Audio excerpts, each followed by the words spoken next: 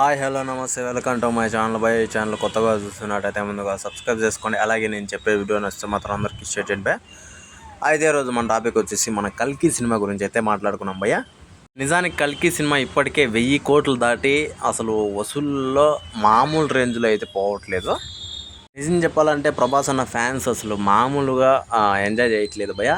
అసలు సూపర్ అనే చెప్పాలి. ఎందుకంటే 1000 కోట్లు క్రాస్ రావడం అని చెప్పేసి ఇది మామూలు విషయం కాదు ఇలాంటి సందర్భాల్లో. ఎందుకంటే సినిమా కొంచెం అటు ఇటు అయినా కూడా ఇది ఇలాంటి ఓటీటీ కాలంలో అసలు 1000 కోట్లు కాదు కదా. ఇప్పుడు మనం భారతీయుడు 2 సినిమాకి చూసాం కదా భయ్య.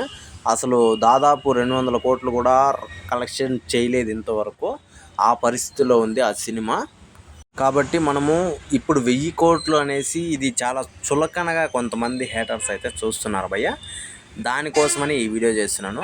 1000 కోట్లు రాబట్టడం అంటే ఏదో మనము కూర్చొని అంటే పిజ్జానో బర్గర్ ఆర్డర్ చేసుకొని తిన్నంత ఈజీ అయితే కాదు భయ్య. నిజం చెప్పాలంటే ప్రభాస్ అన్న కష్టం ఎంత ఉందో అలాగే నాగ్ అశ్విన్ అన్న కష్టం కూడా అంతే ఉంది. పాపం నాగ్ అశ్విన్ అన్న ఎంత కష్టపడింటే ఆ అవుట్పుట్ని కల్కికి అంత విజువలైజేషన్తో అంత అవుట్పుట్ని బయటికి తేవడానికి కారణమై ఉంటాడో పాపం ఆలోచించండి.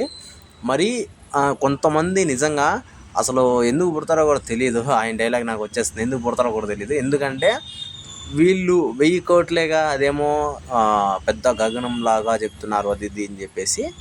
కానీ ఇంతవరకు చాలామంది హీరోలు 1000 కోట్లు చూడలేదు భయ్య. ఇది మాత్రం వాస్తవము. అంటే వాళ్ళ గురించి తక్కువ చేసి మాట్లాడట్లేదు, కాకపోతే చాలామంది చూడలేదు. అలాంటిది ప్రభాస్ అన్న ఎత్తిన ప్రతిసారి ఏదో కొంచెం అంటే కొంచెం తక్కువ టాక్ వచ్చినా కూడా 700 కోట్లు 800 కోట్లు ఈజీగా అట్లా వెళ్ళిపోతున్నాడు అసలు చూడలేకుండా. అలాంటిది ఆయన్ని కొంచెం తక్కువ చేసి మాట్లాడడం నాకైతే చాలా ఈజీగా అనిపించింది భయ్య. మీకు మాత్రం అదే చెప్తున్నాను. చాలామంది హీరోలకి పాపం ఇంతవరకు 1000 కోట్లు రాలేదు, అసలు 1000 కోట్లు చూడలేదు చెప్పాలంటే. అలాంటి సందర్భాల్లో అసలు ప్రభాస్ అన్న ఈ రేంజ్లో ఎదుగుతుంటే కొంతమంది చూడలేరు, మామూలేది. ఈ హేటర్స్ అనేవాళ్ళు వాళ్ళ ఛానల్స్కి వాళ్ళు డబ్బులు తెచ్చుకోవడం కోసం, వ్యూస్ పెంచుకోవడం కోసం ఇలాంటివన్నీ చేస్తున్నారు, నాకు అర్థమవుతుంది. ప్లీజ్ దయచేసి ఇలాంటి విషయాల్లో కొంచెం మాత్రం తగ్గించండి. మీకు తెలుసో తెలీదో భారతీయుడు 2 సినిమాకి మరీ తక్కువ కలెక్షన్స్ వచ్చాయి భయ్య పాపము. ఇది కూడా పాన్ వరల్డ్గా రిలీజ్ అయిన సినిమా చెప్పాలంటే భారతీయుడు 2. ఎందుకంటే అసలు శంకర్ గారి మార్క్ ఎలా ఉంటుందో ఈ సినిమాలో లేదు. కానీ ఒకవేళ ఆయన మార్క్ పడి ఉంటే ఒక రేంజ్లో సినిమా అయితే పోయేది.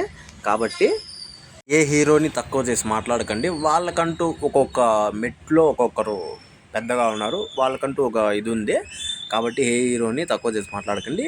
అందులో ముఖ్యంగా ప్రభాస్ అన్నని ప్లీజ్ దయచేసి తక్కువ చేసి మాట్లాడకండి. ఆయన నెక్స్ట్ సినిమా కూడా ఒక రేంజ్లోనే ఉంటుంది, ఒక రేంజ్లోనే కలెక్షన్లు అయితే వస్తాయి.